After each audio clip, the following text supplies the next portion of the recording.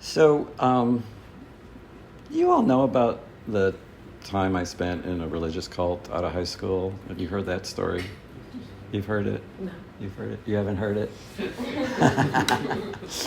um, well, I did. I went straight out of high school and right into the Moonies. And I was there for 27 months, and then my parents hired professional deprogrammers and went through all that. By the time I was 21, I was out.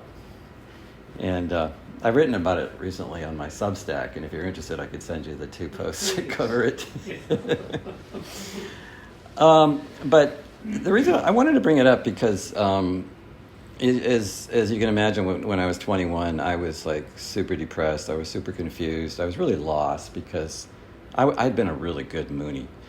And to be confronted with the deception and the lies and the disillusionment, I'm glad I came out, but the process of reestablishing an identity was fierce, and I was so full of confusion and like I said, depressed, and I was in denial about it also because like I was trying to uphold an image of being some kind of together guy. And I wound up going to UC Santa Cruz. I got out in October of 76, and I was down in Santa Cruz by September of 77, so less than a year. And it was in that year that the Dalai Lama came to UC Santa Cruz, and I saw him, and that was like really kind of my first really profound connection with the Buddha Dharma. And I had a girlfriend who was studying Buddhist studies there, and we went and saw the Dalai Lama together, and then she got me hooked up in doing 10-day meditation retreats, because she ran off and started doing these 10-day meditation retreats, and she dove in pretty deep.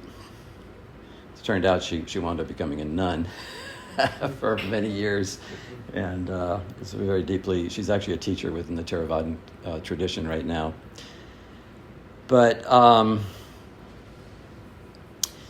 I did wind up going.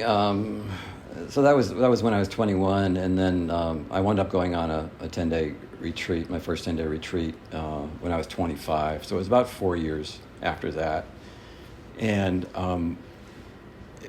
it was a 10-day retreat with Joseph Goldstein, who is one of the teachers of the Insight Meditation Society that is what wound up at Spirit Rock with Jack Kornfield.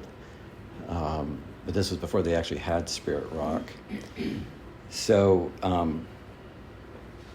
one of the things that I came away from that retreat was this profound sense of safety. I don't know if that's what I came away with, but I experienced that toward the latter days of the retreat. And I was thinking about that this morning, and that one of the reasons I think that I established that sense of safety was because up till then, like I had all these kind of demons in my psyche that I'd been kind of running from and trying to put up a front and trying to prove that I was a together guy, and all this stuff was just rattling around in there, and I hadn't done any therapy, and I didn't recognize how much trauma I'd been through. Trauma was not the big thing that it is today that we're all studying and working on. But I did go on retreat, and I think that a lot of us are afraid to go into deep retreat because we're afraid of what we might encounter in there if we really get quiet with our minds. And I had that fear. I mean, I thought, oh man, I'm going to have like LSD flashbacks and freak out. And, I don't know what was going to happen. But what happened was that after 3 or 4 days, my mind quieted down.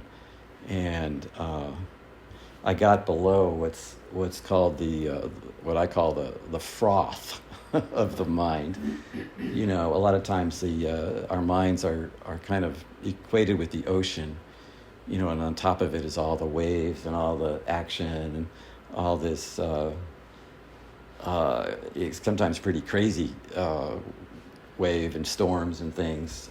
But below that, there's this tremendous stillness, and so that when you go on a longer retreat. Have you done a long retreat? Oh no, okay. You got to hang out with the guru for all those decades. For years. Okay. All right. Yeah. Well, good. So what I do is I like to encourage people to go for at least 5 days, because it takes 3 days to just calm your body down, because you're just sitting a lot, you know. And if you do some yoga or if you're used to stretching, you know, that helps. But still, you know, you're sitting for 45 minutes. And if you go on a retreat with the American Vipassana community, like at Spirit Rock, then you sit for 45 minutes and then you walk for 30 minutes, which is much easier than going to Goenka's group, where you sit for an hour and stand up and stretch for 5 minutes, and then you sit for an hour and then you stand. That's like hardcore.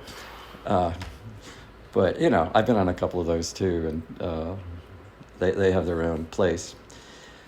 But, yeah, so anyway, as I was saying, part of what does happen is you have to kind of confront yourself on those retreats, right? And so it's like you're just sitting, you're just looking, and you're just watching, and you're breathing. And over the course of 3, 4, 5, 6 days, they give you more and more tools for how to pay attention and how to work with the emotions and how to work with the thoughts. And eventually, like, the thoughts kind of calm down and the storms subside, and you're just left with this wow. Right? It's like this stillness, this clarity, this like beautiful presence, which is the true nature of our mind, all of our minds, underneath all of the froth. And, you know, most of us spend our lives in the froth, right? And, you know, I think it's fortunate that nowadays there's so many opportunities to go on retreat and go to nature and do yoga. Because, you know, those of us who are doing it are starting to try to settle down a little bit. And if you really, you know, commit to the practice, then you can live in that clarity more and more of the time, and less the fear and reactivity. So anyway, that's why I'm saying I'm a big advocate for retreats that are 5 minutes or longer. I'm sorry, I was just looking at my recording. 5 days or longer, so that we can get into some of that sense of safety and that sense of clarity and that Shanti, which is the peace.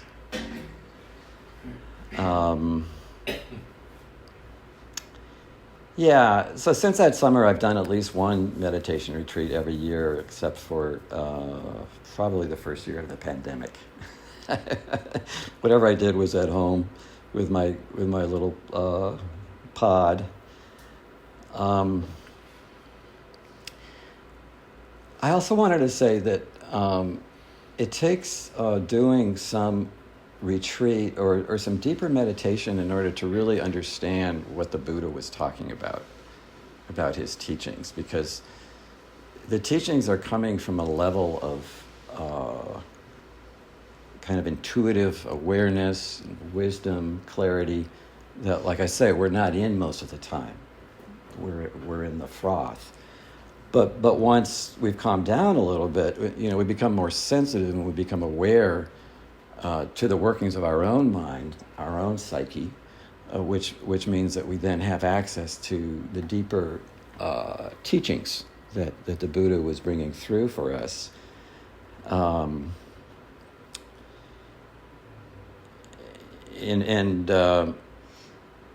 one of the fundamental, if not the fundamental teaching that the Buddha brought was the teaching about suffering. people would try to get the Buddha to talk about the origins of the world, or what's going to happen this year, and he'd say, I'm here to talk about suffering and the overcoming of suffering. That's pretty much what he was about.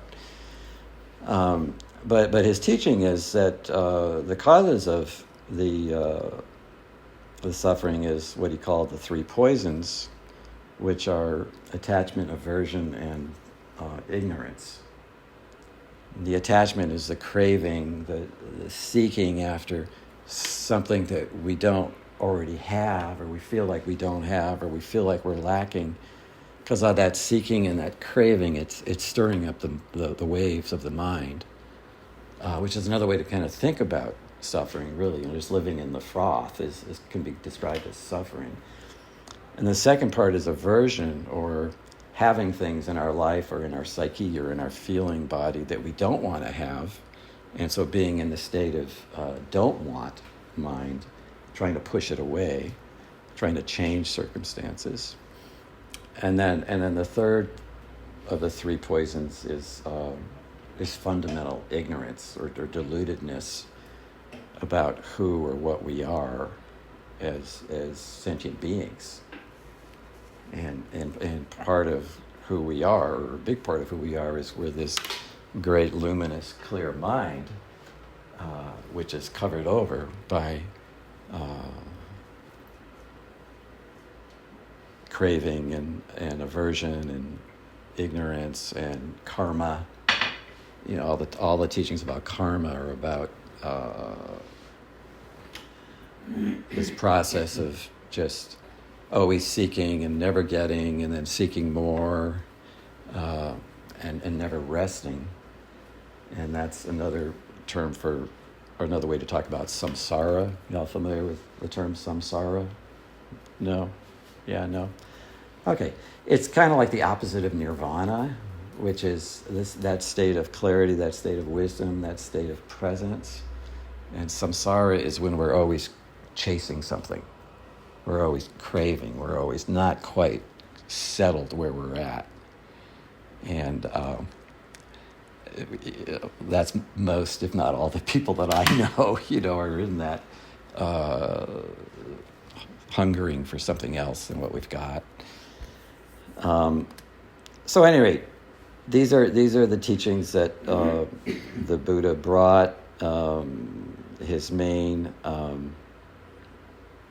one of his main offerings was meditation, so that we can quiet the mind and connect with the depths of our own true nature of our mind. I just want to say one more thing, is that there's a lot of teachings coming in right now, both in spiritual circles and in psychotherapy, as well as 12-step groups, about becoming aware of and working with our reactivity. Have you encountered that? Like, rather than just reacting to something if you don't like it or if you want it, to just try to be with it a little bit. And we can react to our own emotions and minds and thoughts that we don't like, and they can drive us a little crazy, or we can react when our partner says something that pushes our buttons and we want to tell her, and that creates a whole fight. Learning to not be so reactive is helpful if you're in a relationship. Trying to be a little funny here. I'm laughing. It's okay. Okay, good. Yeah, so I think that's good. I've got a bunch more here, but it's pretty much kind of going over what I already said. So I'll just leave it at that, and then we'll have maybe some questions. Okay, so we're going to sit now. And just be really relaxed with yourself, and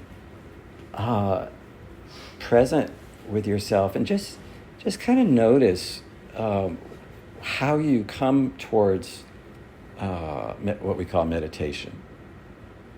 What do you do with your body? What do you do with your mind?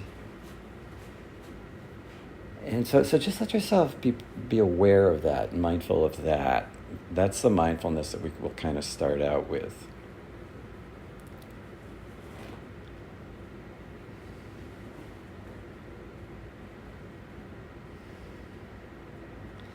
And then, you just kind of like let yourself know, okay, I'm going to be paying attention here for the next 20 or 30 minutes. And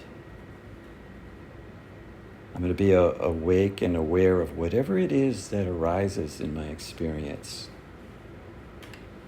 Neither judging or pushing it away, like if it's like an unpleasant thought, or trying to cling to it or draw it towards me or accumulate it in some kind of way if it's a desirous thought.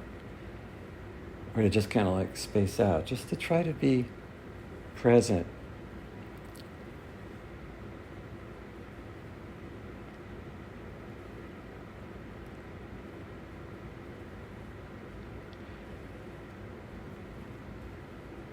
And then the anchor, of course, that we use is the breath. So that let yourself gradually find your way into a connection with the breath, a acknowledgement of the breath, and just kind of join in with that just natural, organic movement of the breath as it rises and falls in your body. Again, either letting yourself connect to it in the diaphragm, the rising and falling of the diaphragm, or at the nostrils, where you feel the air going in and out over the upper lip into the nostrils and out again.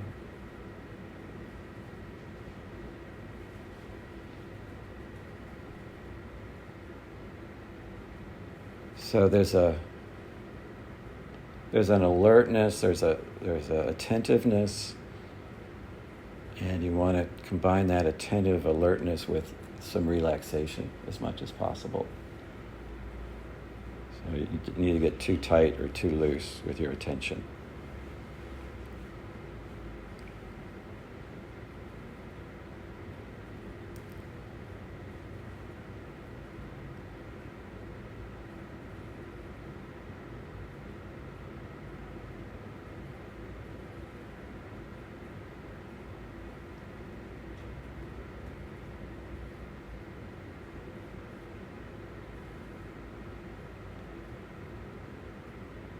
If you're coming in with some emotion or some experience that you've been with today or this weekend, see if there can also be just a welcoming and a making space for the emotions also to be here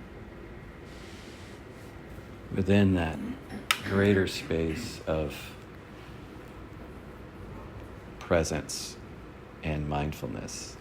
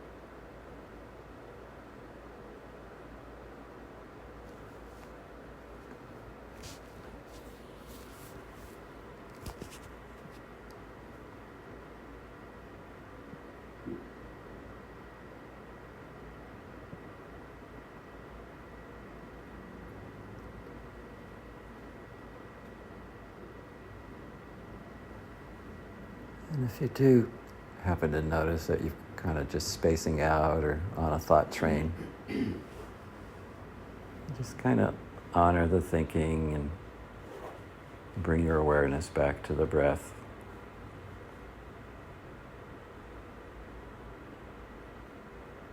Which is how, over time, we train the mind.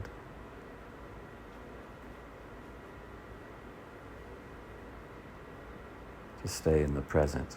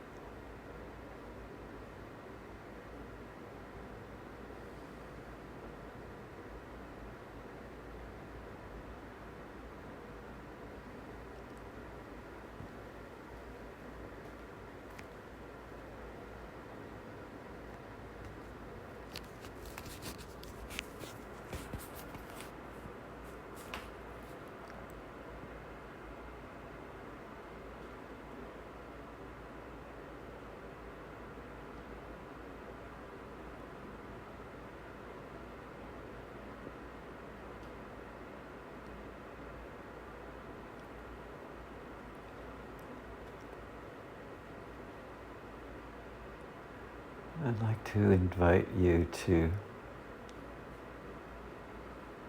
welcome into yourself a sense of appreciation for the fact that you're spending time on this Sunday to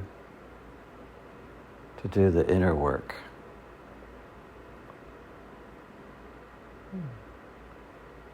Just let yourself give yourself some love and appreciation for that.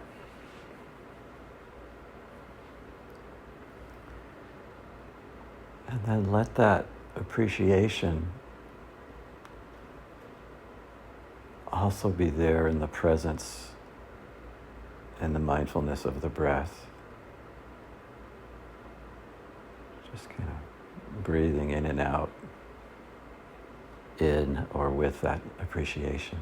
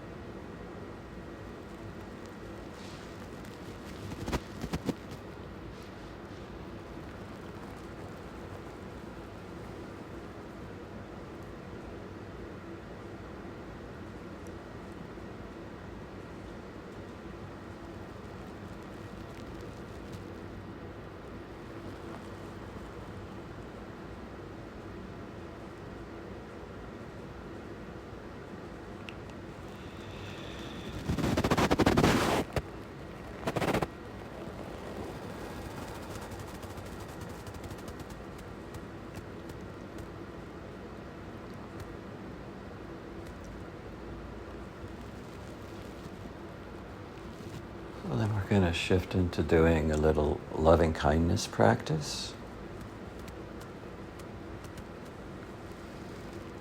And you may remember that when we do this, we start out by bringing loving kindness to ourselves, and then to somebody else, and then out from there. So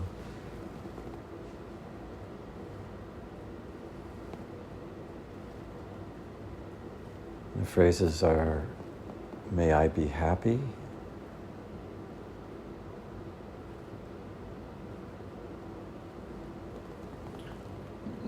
may I be peaceful,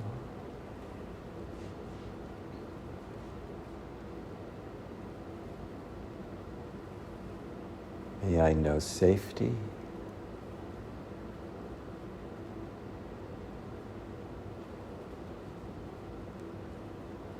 may I be at ease. Just dropping those phrases very gently into your own heart.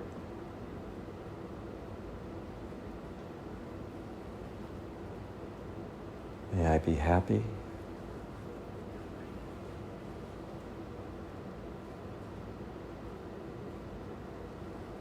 May I be peaceful.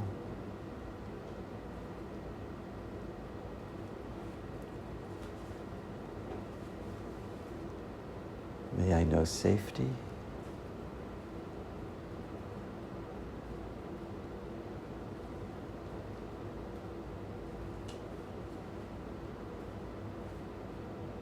May I be at ease.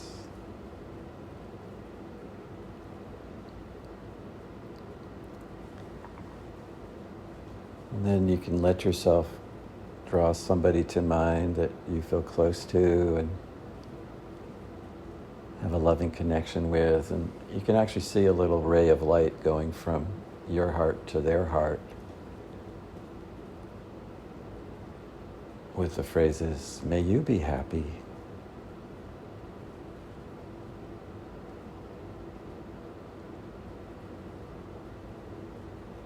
"May you be peaceful."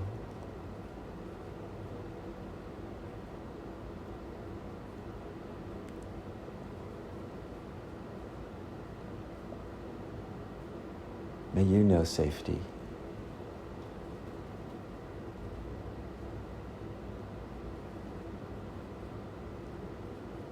"May you be at ease."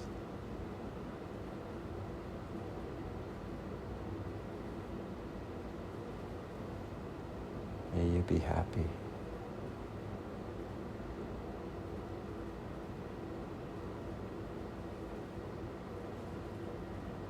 "May you be peaceful."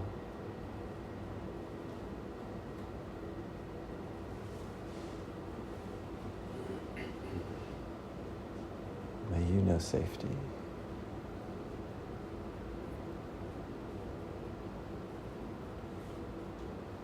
"May you be at ease."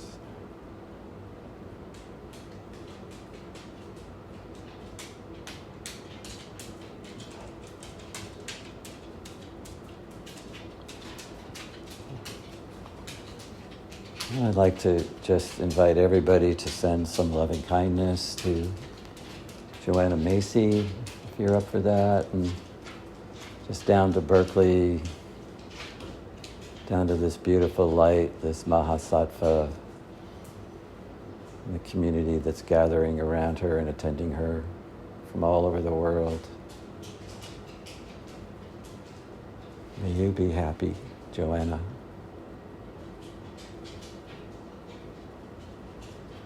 May you be peaceful.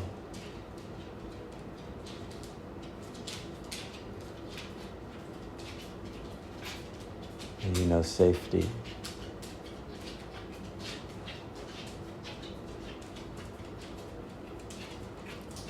May you be at ease.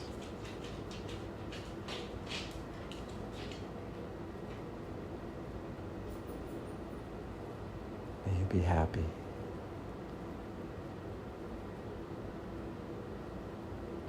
May you be peaceful.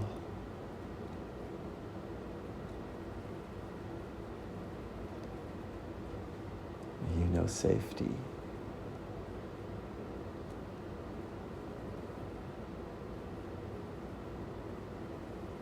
And may you be at ease.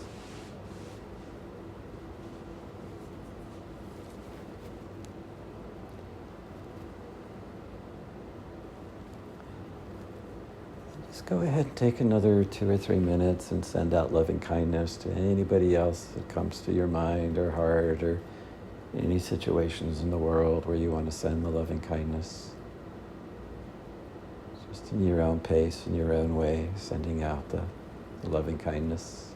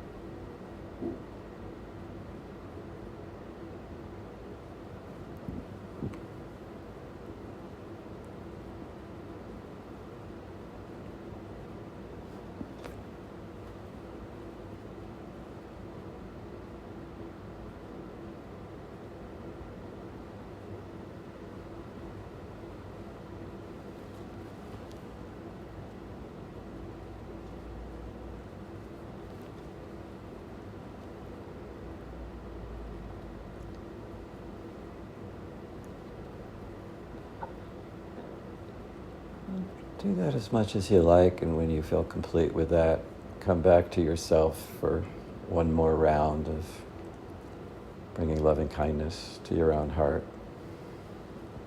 And when you're complete with that, you can open your eyes and we'll be present in the room again together.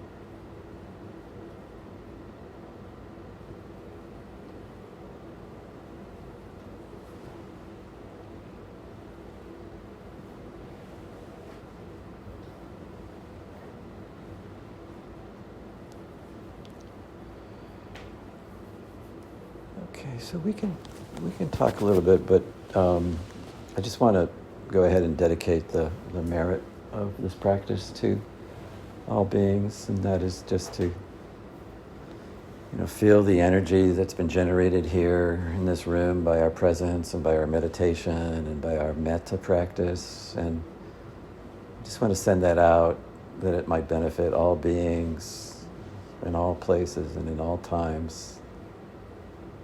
Just continue to reverberate out and out and out into the universe.